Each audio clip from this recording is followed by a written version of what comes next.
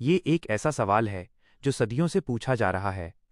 इसका जवाब थोड़ा कड़वा है, लेकिन सच्चाई इसी में छिपी है कि सत्ता, व्यवस्था और व्यापार कैसे काम करते हैं।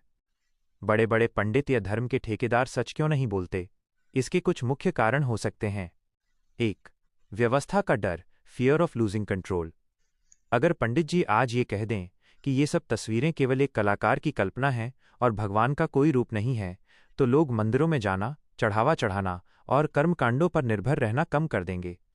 जब लोगों को ये समझ आ जाएगा कि भगवान उनके अंदर है और निराकार है, तो पंडितों और बिचौलियों की जरूरत ही खत्म हो जाएगी।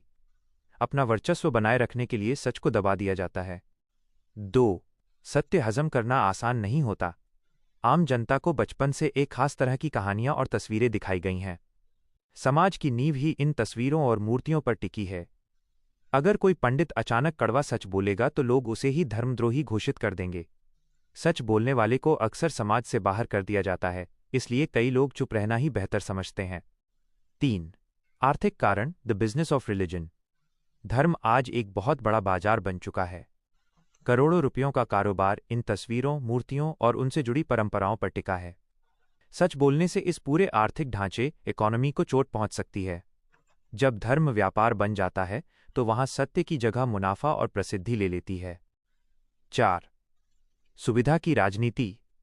नेताओं और समाज के रसूखदार लोगों को जनता को उलझाए रखना आसान लगता है। तस्वीरों और बाहरी प्रतीकों के नाम पर लोगों को आपस में लड़ाया जा सकता है।